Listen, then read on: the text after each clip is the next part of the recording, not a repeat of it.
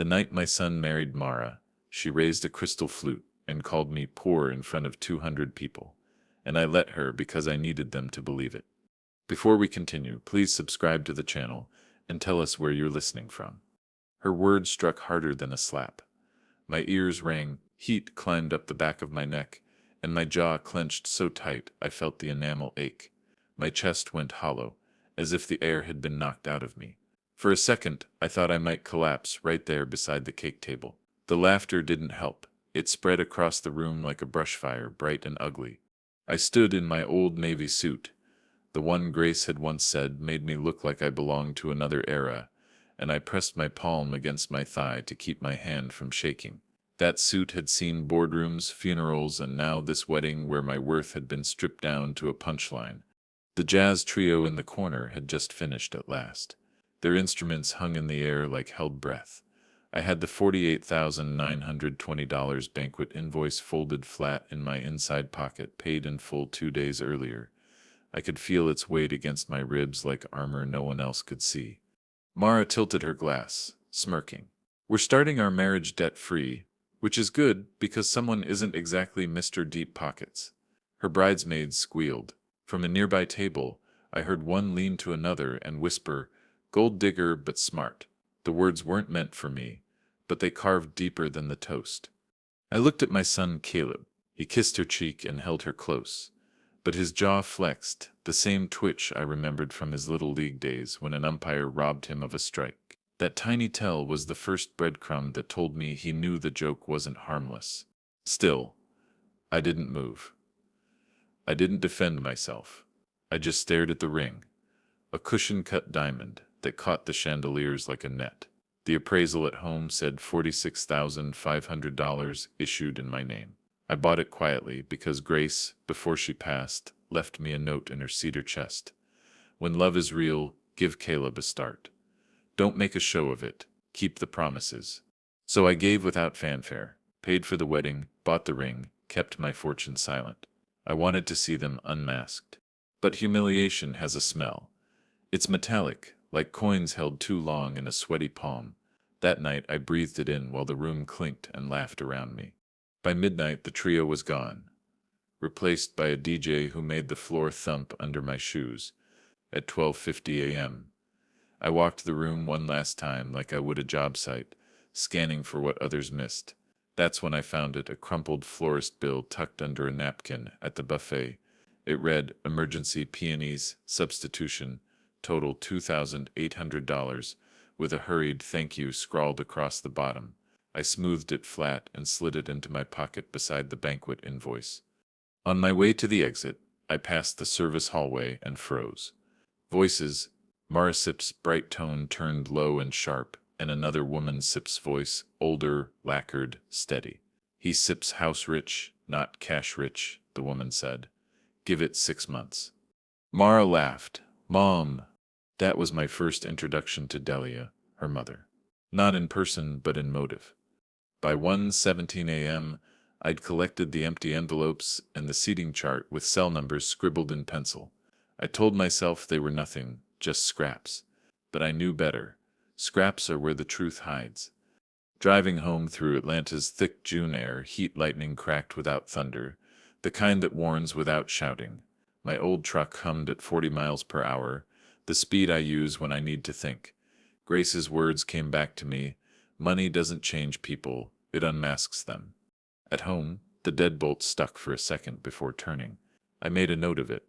Habits like that keep you alive in other ways. I laid the invoices on the kitchen table under the little ceramic dish where Grace used to keep dominoes for nieces and nephews. Then I pulled out the yellow legal pad, wrote the date at the top, and scrawled one sentence. "Keep the mask on them." Below it, I drew 4 columns. Date, amount. What? Why? First entries. June 17th, $48,920. Banquet balance, paid in full. June 17th, $2,800. Emergency peonies, found crumpled, paid, verify vendor. March 3rd, $46,500. Ring appraisal, binder no public thank you. Why Grace's wish. I slipped the pad into a manila folder, sealed it with blue painter's tape, and labeled it June wedding evidence. I could have cried that night, but humiliation didn't take tears from me. It took resolve. Shame had carved its place in my jaw, my wrists, the space between my shoulders where every tool I'd ever carried still rests. And so I lay down at 2:31 a.m., with the word poor curled beside me like a stray dog. Not close enough to touch, but close enough to smell. I told myself this. I would stay lawful. I would stay quiet, and I would keep the mask on them until they tore it off themselves. That's how I began my war, with a laugh that wasn't funny, a bill for peonies, and a ledger that would outlast them all. Shame doesn't always show itself in the moment. Sometimes it waits, settling into the corners of your house like dust you don't notice until the sunlight hits it. The week after the wedding, it lived in my kitchen. Coffee tasted like metal. Eggs turned rubber in my mouth. I'd sit at the table, staring at the banquet invoice. I kept unfolded like scripture, knowing I had paid every cent, yet feeling like the poorest man alive. Caleb sent one text, "You were off last night," and then silence. Mara, on the other hand, posted a reel, her twirling in the new condo, captioned, "Starting our life debt-free." The likes poured in. Strangers clapped for the lie while I sat with the truth folded on my table. On June 29th, the front deadbolt jammed hard enough that I had to shoulder it. I called a locksmith. He came at 3:40 p.m., changed the cylinder, left me a receipt with the serial number scrawled across the top. "Old brass wears down," he said. I knew better. Old brass doesn't wear down 3 weeks after being replaced. Still, I thanked him, tucked the invoice into my yellow folder, and wrote in my ledger 6/29. Reiki front lock, $145. Cylinder replaced, verify tamper. That night, my neighbor Mr. Keene knocked on my door carrying pound cake. He's retired now, but he spent 3 decades as a postal inspector. "You look like a man who's been mugged without being touched," he said. I told him about the toast. He listened without blinking. Then he showed me a trick. Put each piece of evidence in an envelope, seal it, sign across the flap, and date it. That way, he said, no one can accuse you of cooking the books. Chain of custody. Learned it chasing mail fraud. I wrote across the flap of the florist bill envelope, June 17th, found after reception, sealed June 29th. My signature looked shaky. He clapped me on the shoulder. "Steady now. This is about patience." On July 1st, a bouquet arrived at my door. Lilies, white roses, lavender. No card, just a tag. Dahlia's Boutique. I stared at it until the water in the vase turned cloudy. When I took the trash out, I saw the wrapping buried under coffee grounds. Dahlia's shop logo stamped in foil. Gifts don't come without hooks. I wrote it in the ledger 7/1, flowers delivered. No card, vendor, Dahlia's Boutique. The house felt smaller that night. The cedar chest in my workshop seemed to breathe against the door. Inside were Grace's letters, the original trust binder, and a Polaroid of Caleb at 10 years old, holding up a lopsided birdhouse. I didn't open it. Some things you only open in daylight. Instead, I walked down to Grant Park, sat under the live oak, and made rules. Rule 1, no illegal tricks, no hacking, no spying beyond what the law allows. Rule 2, no shouting matches. Anger doesn't win in front of judges. Rule 3, everything on paper. Receipts, not rumors. Proof, not pride. I remembered the prenup draft from winter. My attorney, Asha Patel, had emailed me a rider protecting the family trust. Somehow it never made it into the final version Caleb signed. I'd ignored it then, trusting love to be enough. Now I scrolled through the emails again. There it was, trust rider not attached. Consider revisiting. I felt my stomach drop. I typed a text to Asha at 11:47 p.m. Need to review capacities, guardianship risks, and post-nup options. Call soon. My thumb hovered before sending. Once it went out, there'd be no pretending this was just a misunderstanding. I pressed send. I lay awake after midnight, the house humming with refrigerator motors and cicadas through the window. Grace's voice came back to me. Softer than the night. Money unmasks people. And now they were starting to whisper about my mask, too. I added one more note to the ledger before closing it. 7/1. Call to Asha pending. Next step, counsel. The pages rustled like they were waiting for more. Grief had turned into a checklist. Tomorrow I'd put the ledger in motion. The war wouldn't be fought with anger. It would be fought with envelopes, affidavits, and a lawyer who understood timing better than love. The Monday after Independence Day, I walked into Asha Patel's office in Buckhead with the yellow ledger under my arm and the original trust binder tucked under my jacket. The July heat outside made the leather chairs sweat against the back of my shirt. I hadn't seen Asha in months, but the moment I laid the papers on her desk, she raised an eyebrow like she already knew the storm I was dragging in. She flipped the binder open to the spendthrift clause. "You still have full discretion as trustee," she said, tapping the page with her manicured finger.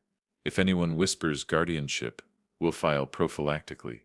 But you need a current baseline medical proof of capacity." Her voice was calm, surgical. "And update your durable POA with names you choose. Not your son, not his spouse." I nodded, even though the words lodged like gravel. She slid me a draft of a post-nuptial agreement, written so simply even Caleb would see it wasn't set a trap. "All premarital assets stay separate. Debts don't cross. Offer it as a gift," Asha said, never as a threat. On July 8th, I sat in a paneled office at the bank with Vice President Hector Ruiz. He notarized a statement: "No liens on my home, trust liquid reserves intact."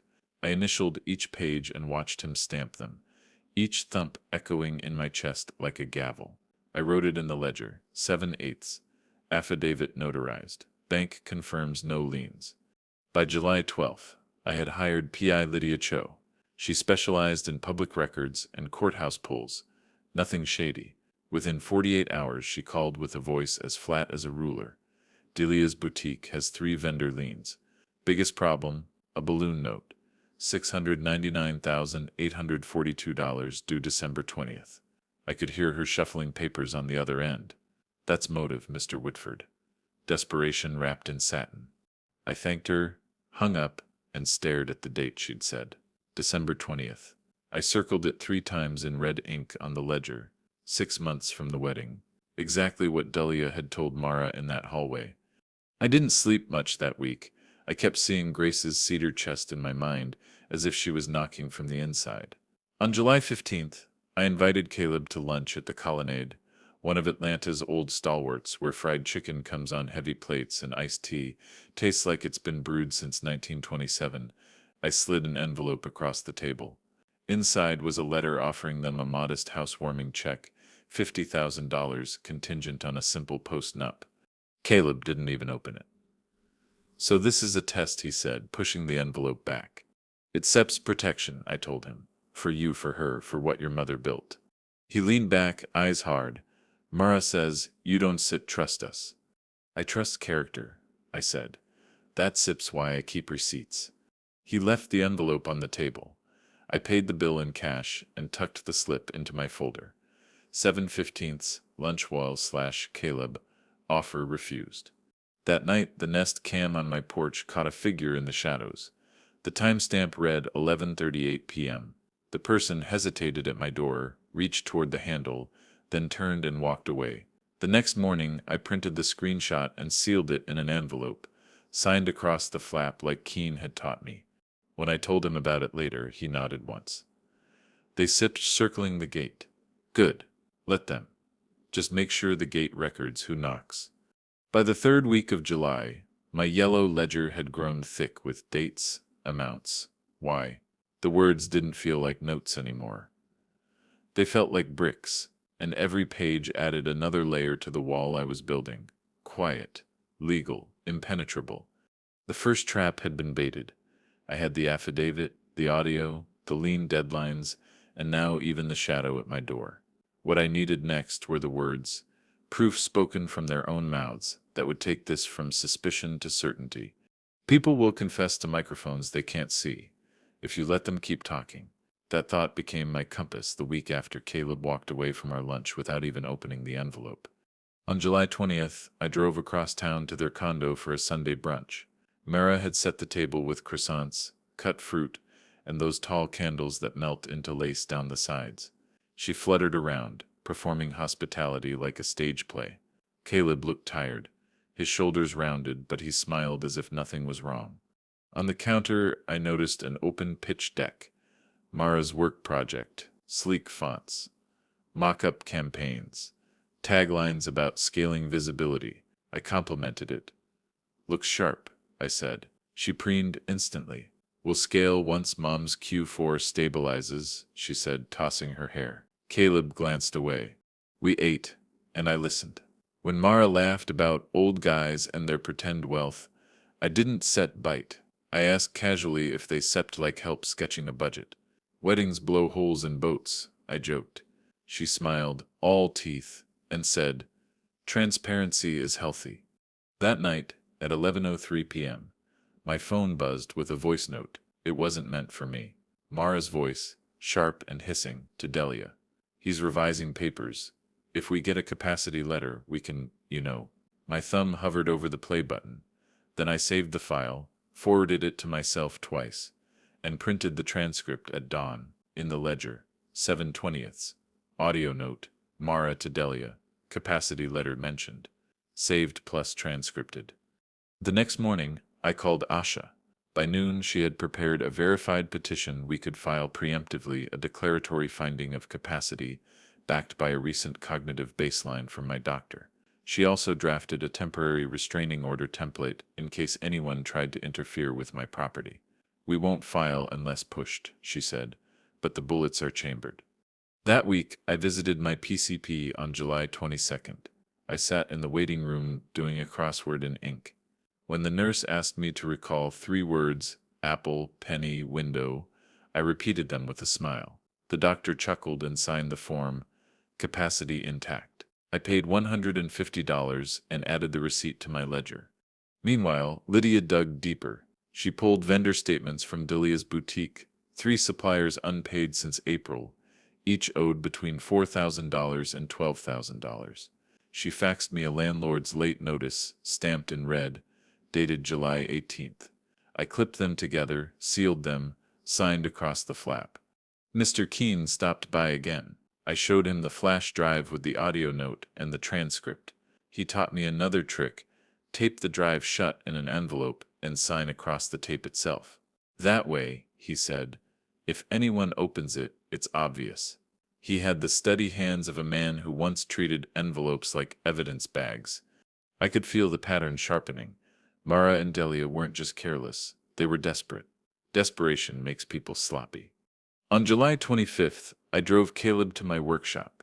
The Georgia heat was swampy, sweat dripping into my collar. I wanted him to feel the air of the place where I'd built half my life. I let him choose a tool. He picked a planer, ran his hand along the handle like a boy again. For a moment, I saw the sun I raised. But then he shifted. Awkward. "Mara says you like control," he muttered. "I like doors that lock," I answered, not smiling. He didn't laugh. That night, I sat with the cedar chest and Grace Sipp's letters. I didn't open them. Instead, I whispered what I would have said if she were sitting beside me. "They sip are circling, Grace, but the paperwork is stronger than their whispers." The ledger page for July grew heavy with ink. 7/20. Brunch. Mara mentions Q4. 7/20. Audio note. Segapacity letter. 7/22. PCP visit. Capacity intact. Receipt $150. 7/22. Petition plus tro drafts from Asha. 7/24. Vendor liens. Landlord notice. Boutique. 7/25. Workshop Balu/Caleb tool taken. Remark about control. I closed the folder, signed across the flap again, and placed it in the fireproof box under my bed. Not because I thought the house would burn, but because insurance companies don't argue with fireproof boxes. I didn't rage. I didn't confront. I documented. The whispers now had a date, a voice, and a transcript. But words alone wouldn't seal a case. Keys and scratches would. The next act would prove who had their hands on my locks. Money leaves footprints. Keys leave scratches. And both were about to speak louder than anything Mara or Delia could ever say out loud. On the night of August 4th, I came home from the hardware store with a bag of screws and sandpaper. As I slid my key into the front deadbolt, I noticed faint grooves around the cylinder, fresh scratches shining silver against the brass I'd paid to have rekeyed just 5 weeks earlier. I crouched down with the porch light behind me and traced the marks with my thumb. They were too deliberate to be random wear. Someone had tried. I unlocked the door, went straight to the kitchen, and pulled out the June 29th locksmith invoice. The serial number for the new cylinder was still scrawled in black ink. I snapped a photo of the plate, dated it in the ledger 8/4. Scratches on rekeyed lock, photographed, verify tamper. That night, at 2:14 a.m., the workshop keypad log pinged twice. Failed attempts. The digits on the printout were wrong, off by 2 numbers. I didn't sleep after that. At sunrise, I printed the log, sealed it in an envelope, and wrote across the flap, "Workshop log, failed entries, 2:14 a.m. 8/5." On August 7th, Lydia handed me something heavier, a hardware store record showing a duplicate key cut on July 10th, paid with Caleb's debit card.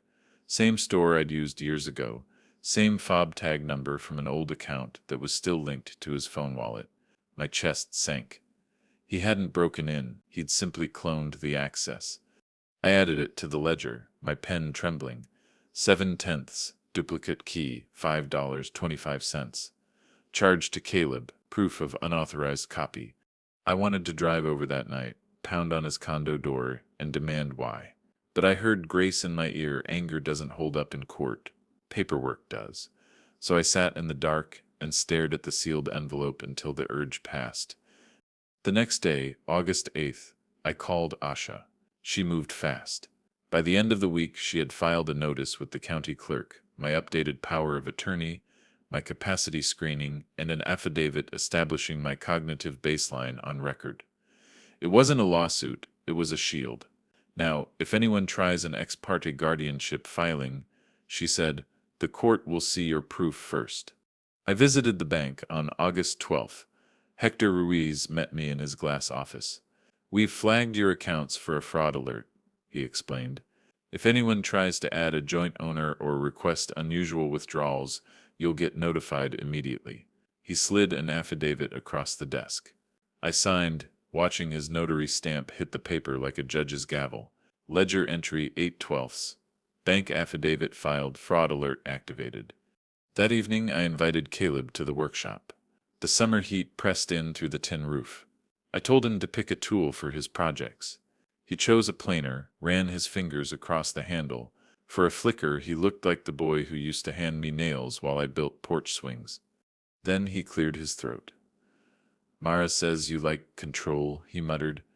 I set the planer down between us. "I like doors that lock," I said evenly. He didn't laugh.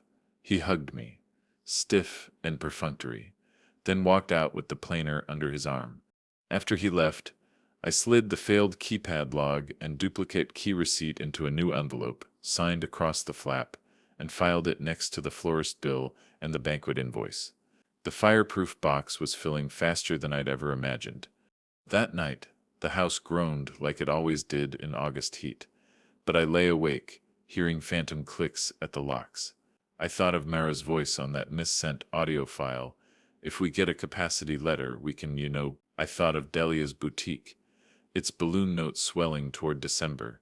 I thought of Caleb's card swiping at a hardware store for $5.25 that might cost me $53 million. I whispered to the empty room. "You've got your key. I've got my ledger. Let's see who opens which door first." The next morning, I opened my yellow pad to a clean page and wrote in block letters, "Every door tells a story." Beneath it, I listed the locks, the dates, the scratches, the failed entries, and the duplicate. It wasn't paranoia. It was preparation. The locks had spoken. The receipts had testified. And the affidavits were in place. The next move wouldn't be mine. It would be theirs. And when it came, it would arrive not as whispers, but as paperwork shoved through my door. They always push hardest right before the hearing. By the first week of September, I could feel it in my bones. On the morning of September 3rd, I found a thick envelope on my porch. No return address, just my name typed on a label. Inside, a guardianship inquiry packet. Pages of boilerplate language about concerns regarding emerging confusion and need for fiduciary oversight. Not signed, not filed, just a threat disguised as paperwork. I sat at the kitchen table, the same place I'd laid down the banquet invoice months before. The packet smelled of toner and cheap glue. I slipped each sheet into a manila envelope, signed across the flap, and wrote 9/3, guardianship inquiry, unsigned, delivered porch. My hands were steady. My stomach wasn't. That afternoon, Asha filed a preemptive motion. She asked the court to deny any guardianship petition without medical cause and to sanction malicious filings. This isn't SEPT a fight, she said, over the phone. It's SEPT's a chess game, and we just moved our queen. On September 10th, I drove past Delia's boutique. The window display was autumn wreaths covering bare shelves. Inside, I saw her arguing with Mara. Lydia had slipped me a copy of a landlord's 3-day notice dated August 30th, and a new vendor lien filed September 1st.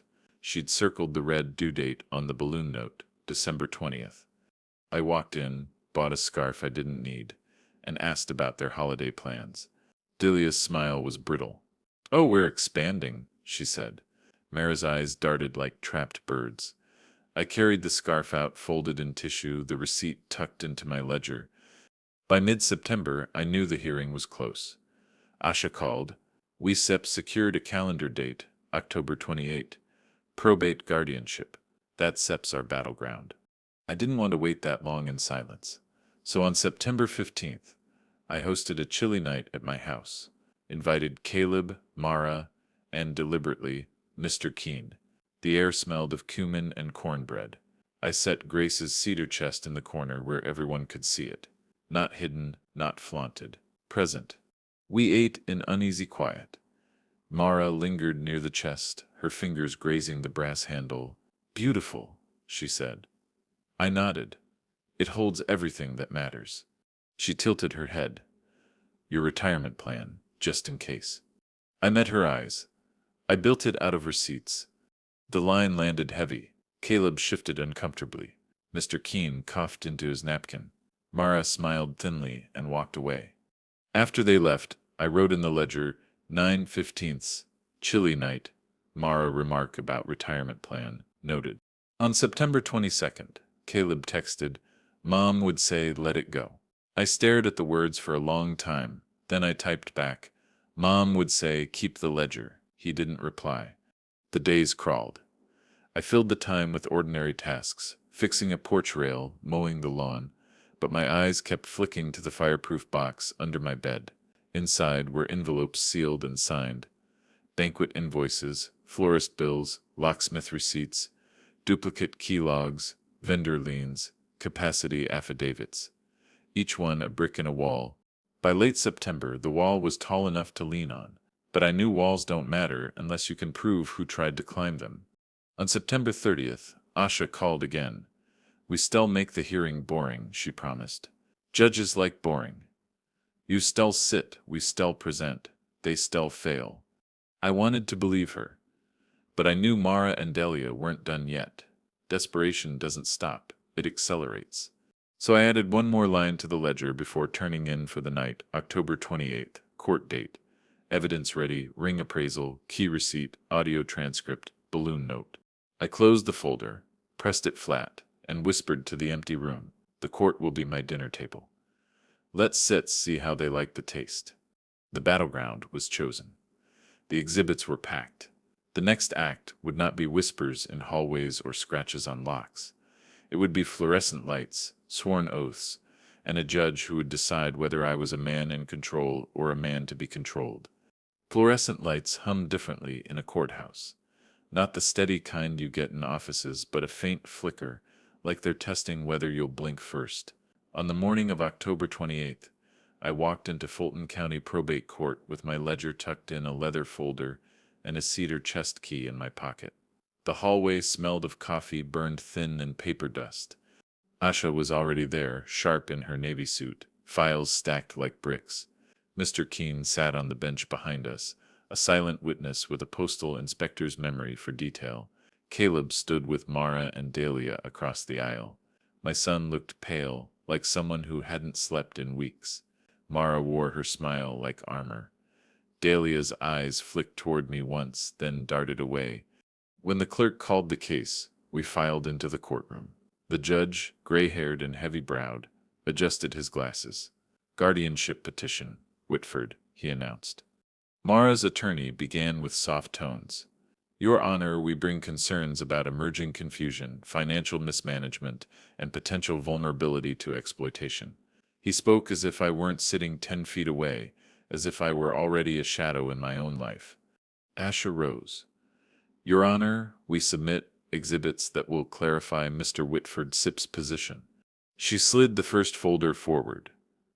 Exhibit A, cognitive screening, dated August 2nd, conducted by primary physician, results normal. She placed the signed form where the judge could see the ink still crisp. Exhibit B, bank officer affidavit, notarized July 8th, affirming no liens, liquid reserves intact, and fraud alerts active. She tapped the notary seal with her nail so it caught the light. The judge raised an eyebrow. Go on. Exhibit C, locksmith invoice from June 29th, rekey of primary residence, and a follow-up record, July 10 duplicate key, made with Caleb Whitford Sepp's card. Your Honor, guardians done set usually need duplicate keys behind a man Sepp's back. Mara stiffened, her lips parting. Caleb shifted in his chair, eyes glued to the floor. Exhibit D, audio transcript of a voice memo sent by Mara Whitford on July 20th, in which she says, quote, if we get a capacity letter, we can, The judge leaned forward. Is the recording authentic? Yes, Your Honor, Asha said. Original file preserved with chain of custody, verified by a retired federal inspector seated behind me. Mr. Keene gave a small nod. The judge glanced at him, then back at Mara. Her smile had faltered.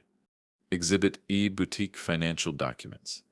Vendor liens, landlord Sipp's late notice, and a balloon note for $699,842 due December 20th, under Delia Martin Sipp's business.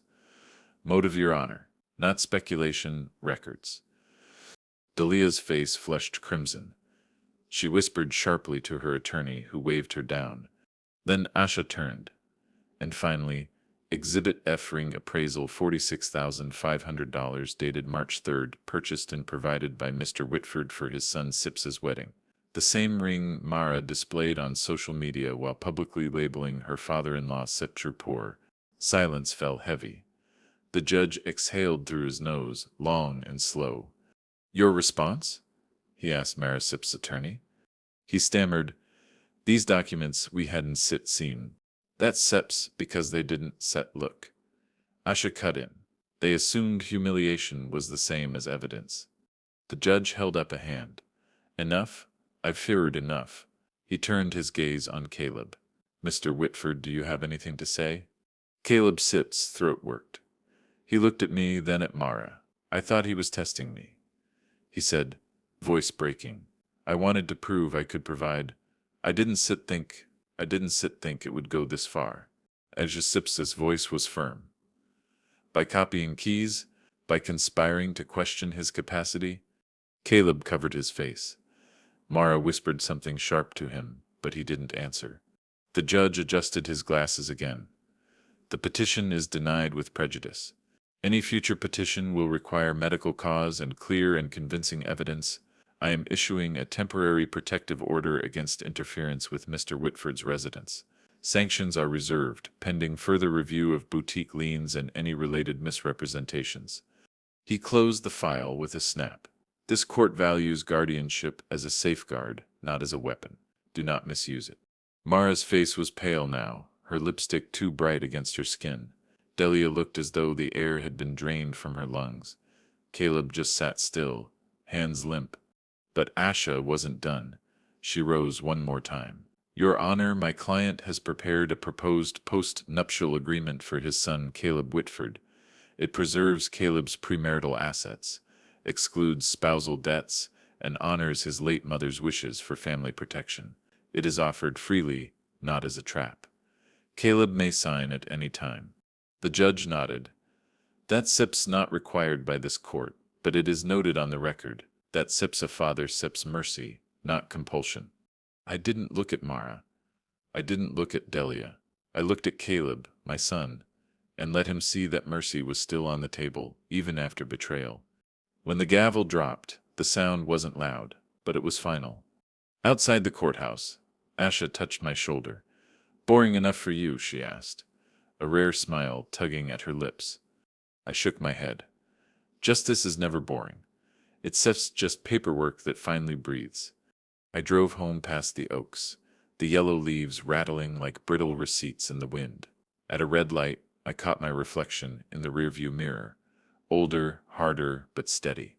The mask had slipped, not from me, but from them.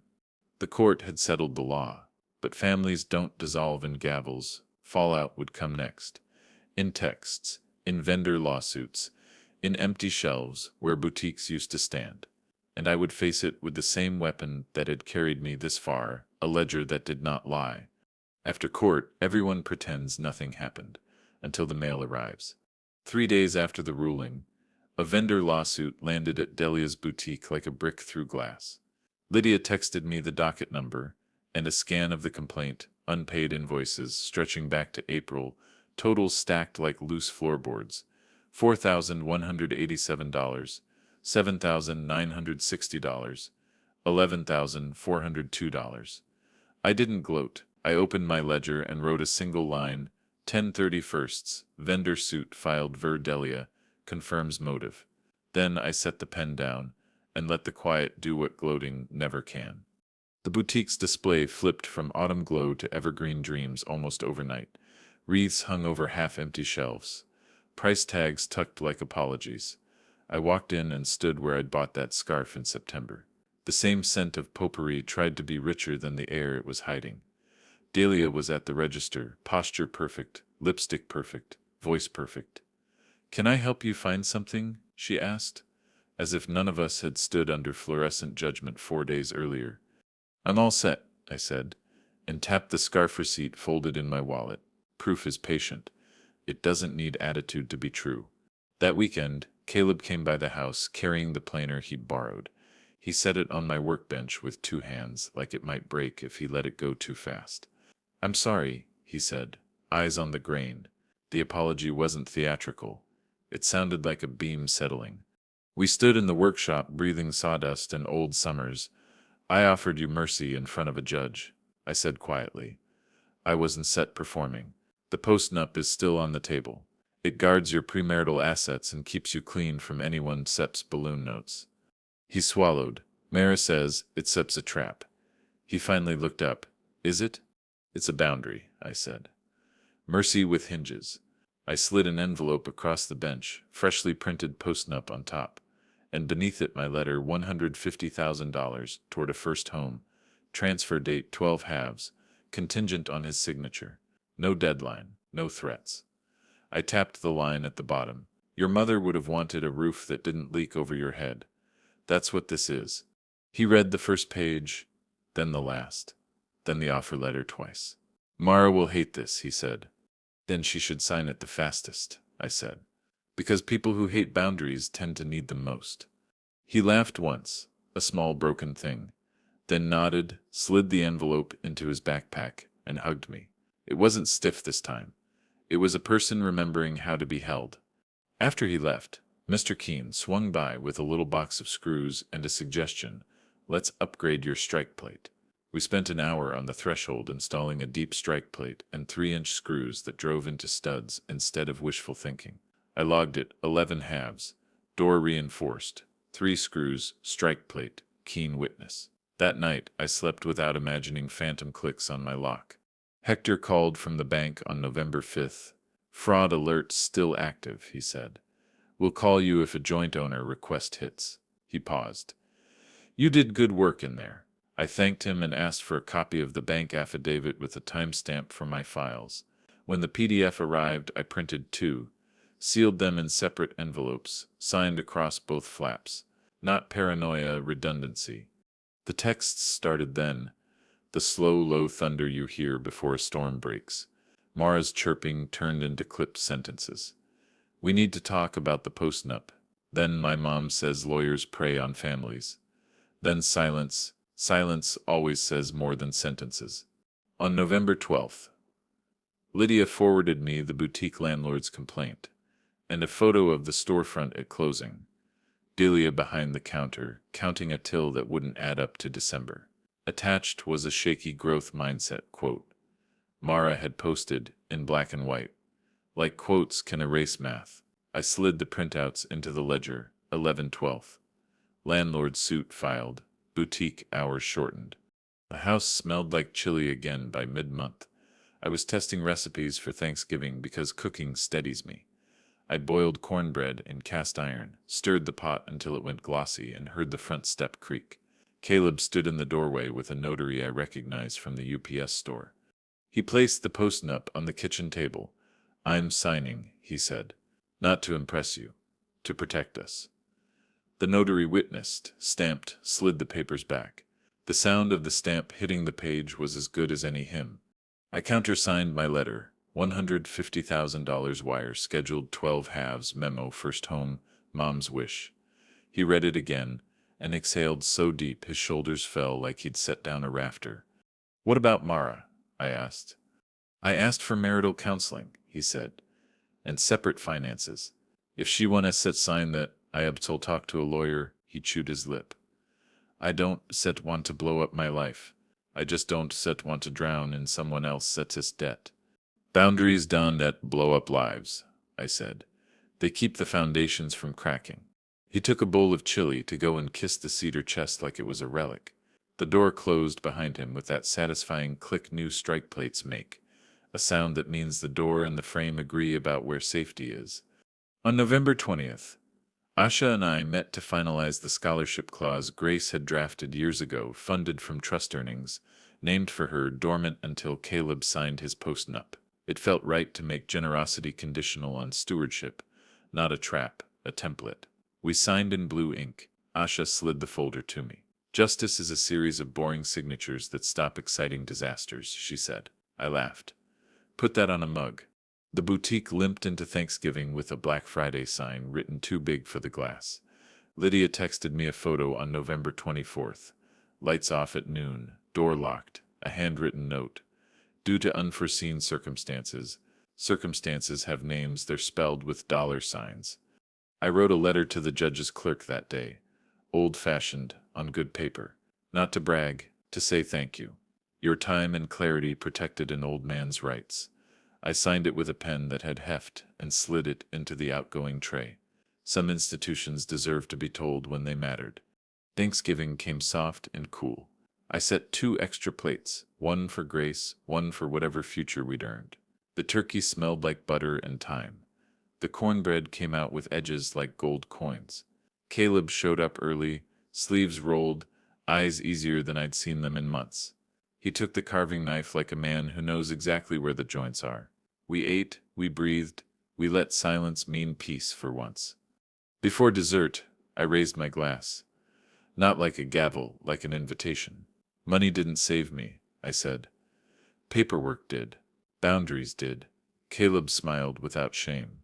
Mr. Keene toasted with sparkling water. The room felt the way a house feels after you square a frame that's been leaning too long. Nothing flashy, everything plumb.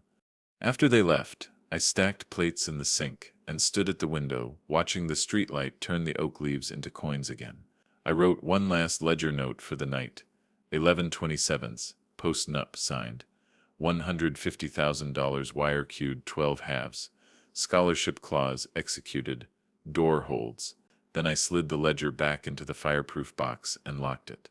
Fallout hadn't ended. It rarely does neatly. But justice had begun to take root in the boring places, calendars, memos, transfer dates, clauses that live in the quiet of file drawers. That's where salvation hides for men like me, not in speeches, in signatures. The next week would deliver what paperwork promises: a wire transfer with my wife's name on the memo line, consequences landing where they belong, and a decision from my son that would either seal our repairs or start the demolition of a marriage built on borrowed shine. Justice doesn't sound like trumpets. It sounds like a wire transfer clearing at 9:03 a.m. on a Tuesday. On November 20th, I met Asha in her office. We finalized the scholarship clause Grace had drafted years earlier, her handwriting still visible in the margins of the old trust notes. The clause earmarked part of the trust's annual earnings to fund trade school scholarships, activated only after Caleb signed his post-nup. Asha pushed the folder across the table with a smile. Positive leverage, she said. Your wife knew what she was doing. 4 days later, November 24, Caleb arrived at my house with a notary from the UPS store. He set the envelope on my kitchen table like it weighed 100 pounds. The notary's stamp hit the paper with a satisfying thunk, and for the first time in months, I felt the floor beneath me steady. Caleb signed. I countersigned. Then I pulled out my letter of transfer, $150,000, wire scheduled for December 2nd, memo line. First home, mom's wish. He read it twice. His shoulders dropped, relief pouring out of him like a man setting down lumber after a long climb. You really wired it already? He asked. Scheduled, I said.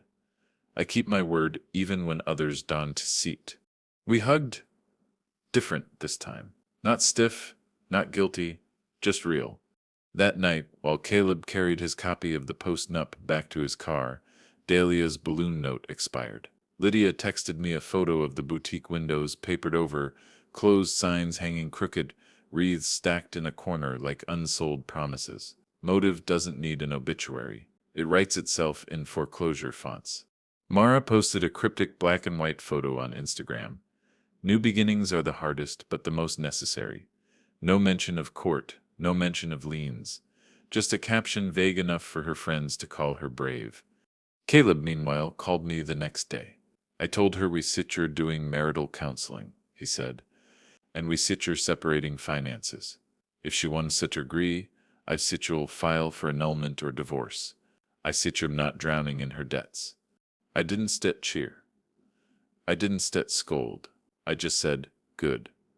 A house with no foundation collapses. On Thanksgiving, I set 2 extra plates again, Grace's chair and the chair for a future not yet built. Before we ate, I lifted my glass. This time, my words weren't for show. Before we continue, please subscribe to the channel and tell us where you are listening from. Caleb laughed. Mr. Keene chuckled, shaking his head. I grinned and added, kidding. Here sips the real toast. Money didn't save me. Paperwork did. Boundaries did. The chili I'd made weeks earlier had been warm comfort, but this turkey, this table, this was justice. Not the courtroom kind, though that mattered. The family kind, the ledger kind. After dessert, Caleb stayed behind while Keene washed dishes. He opened the cedar chest for the first time in years. Grace's letters, the trust binder, the Polaroids of him as a boy. He pulled out the photo of the birdhouse he built at 10. Wood splitting but nails true. You kept everything, he said. I keep receipts, I told him. He tucked the photo into his pocket. Then I said'll keep this one. That night, after they left, I sat with the fireproof box and updated the ledger. 11/20ths, scholarship clause executed. 11/24ths, post-nup signed, notarized.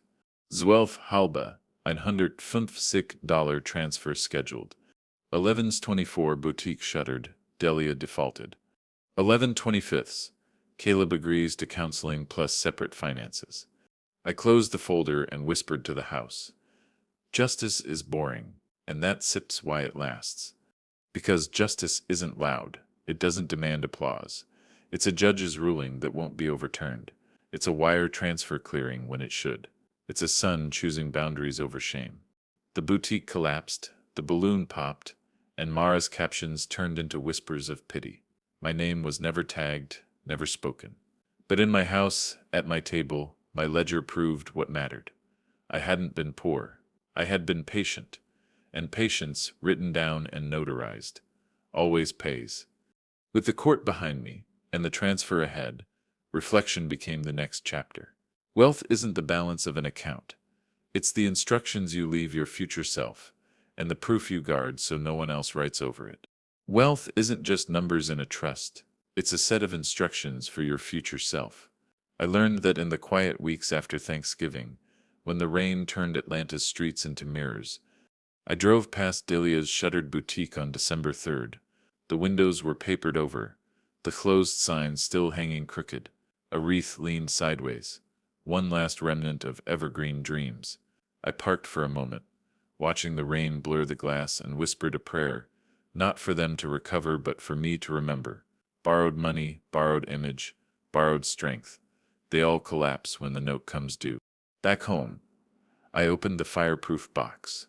I laid out the envelopes in order, like stepping stones across a river: banquet invoice, florist bill, locksmith receipt, duplicate key log, audio transcript, bank affidavit, post-nup, notary stamp, each one signed across the flap, each one sealed with dates that couldn't be argued.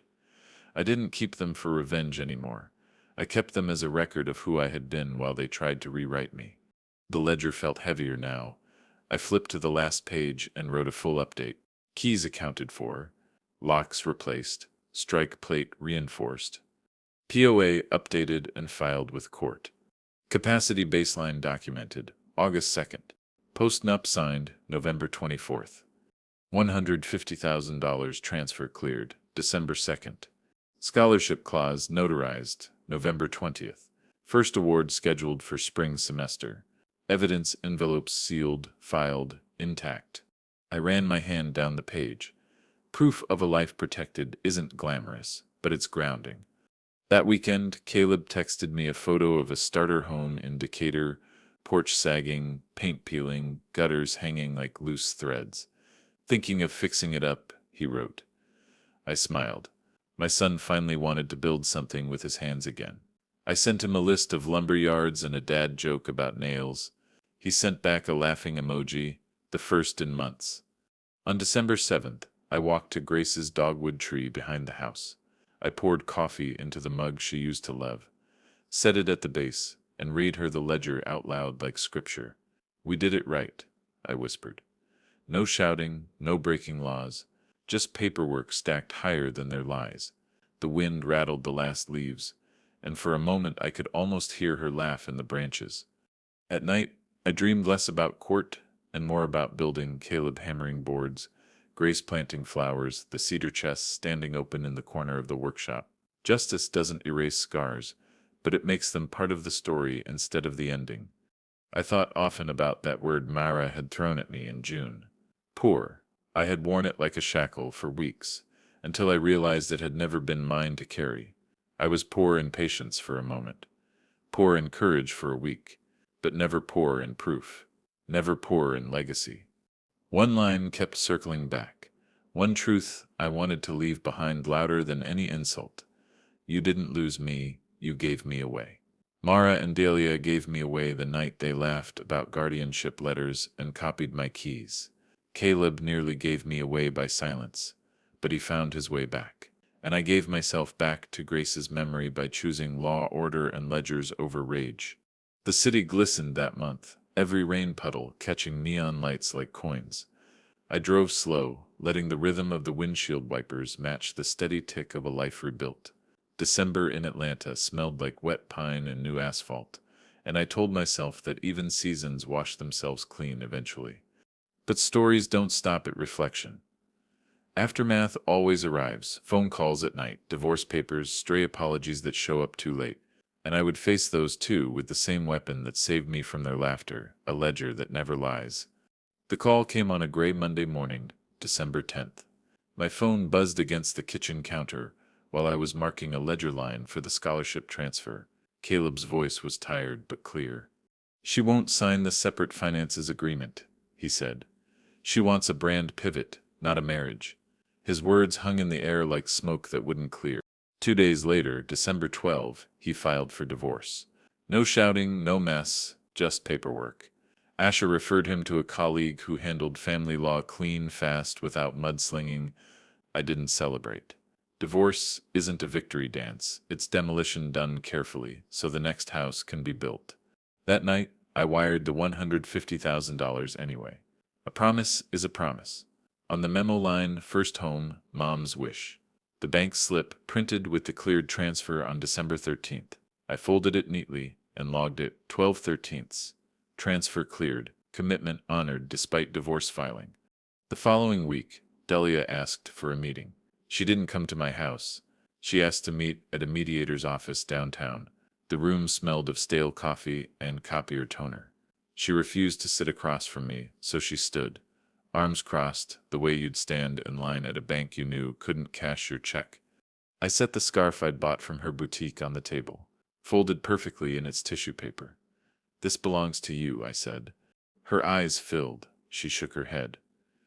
"We thought you were an ATM," she whispered. "I thought if Mara secured you, the boutique would survive." I didn't set gloat. I didn't set scold. I slid a card across the table instead. "Contact information for a small business clinic that helps restructure debts. Take it," I said. "Or don't set. But don't set call what you did love. Call it survival. At least then it sets honest." She left the scarf behind. I sealed it in an envelope and wrote 12/16. Scarf returned, refused by Delia. The ledger doesn't care about shame, only facts. 2 days later, December 18, Asha called, irritation sharp in her voice. "Someone filed a bar complaint against me. Anonymous. Accuses me of predatory influence over an elderly client. I didn't have to ask who. Complaints don't spring from thin air. They spring from desperation." Within hours the complaint died, sloppy, unsigned, no evidence. But it left a stain of intent. Asha laughed, but it was the dry laugh of someone who has had to fight smoke with paper for too long. The next morning I drove to a stationery shop in Decatur, bought a fountain pen with a weighty barrel and a dark blue nib. I mailed it to her office with a note. "For filings that outlive rumors."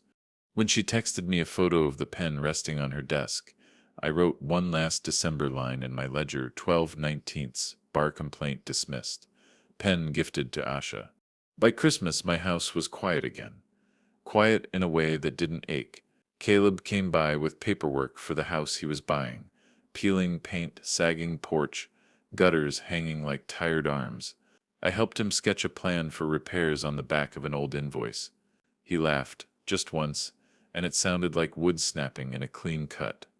Mara didn't call, Delia didn't write. Silence can be punishment, but in my case, it was mercy. Still, I wanted one last word, not in court, not in anger, but in irony. The word they had thrown at me in June would be the word I'd hang in my workshop before the year was out, and I would make it mine. On the afternoon of December 23rd, I stood in my workshop holding a brass plate the size of a paperback. I'd had it engraved at a little shop off Peachtree. The word on it was simple, 4 letters that had once been spit at me like venom pour. I screwed it into the wall above the workbench, where my ledger usually sat, not as a wound, but as a banner. Then I stepped back and whispered what the letters stood for now. Patient, orderly, on record, responsible. My definition, not theirs. Caleb came by that evening, carrying lasagna in a foil tray. Mr. Keene brought pound cake. We ate by the glow of the cedar chest in the corner, one chair left empty for Grace. After dessert, I tapped the brass plate. "You see this?" I asked. Caleb read it aloud, frowning. "Poor, reclaimed," I said. "This isn't the insult she threw at me. This is the truth that saved me." He nodded slowly, eyes glistening in the Christmas lights. The house smelled of cinnamon and pine. Outside, neighbors' lights blinked red and green, but inside, it was just us. No mockery, no whispers about capacity letters, no scratches on locks. Just steady breathing, steady proof. On December 26th, an email pinged my phone. The first scholarship check had cleared. A trade school student named Jordan would start in January. Tuition covered in Grace's name.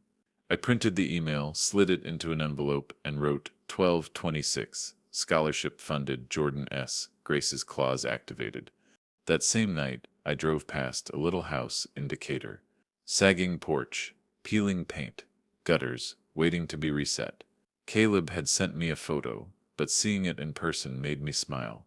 I pictured him out there with a hammer in spring, sweat on his forehead, nails lined up like soldiers, building again, not pretending. Back in the workshop, I opened the cedar chest. Grace's letters rested in neat bundles. I laid my yellow ledger inside, thick with pages, signed flaps, and taped drives. It belonged with her now, not because the fight was over, but because it was part of the legacy she asked me to guard. I closed the lid gently, ran my hand across the cedar grain, and let out a breath that felt 10 years old. The irony was complete. They had tried to make me look like a man with nothing. Instead, I had shown them that wealth isn't applause or boutiques or borrowed debt. Wealth is discipline. Wealth is patience. Wealth is boundaries written down so clearly they survive the storm. When the year ended, I hung one more line above the brass plate. A line for me, for Caleb, for anyone listening to this story. In the end, I didn't prove I was rich. I proved I was the only one who knew what wealth was for. And with that, I turned off the lights, one switch at a time, until the house stood dark and quiet. A home defended, not by fists or fury, but by the boring strength of envelopes and signatures.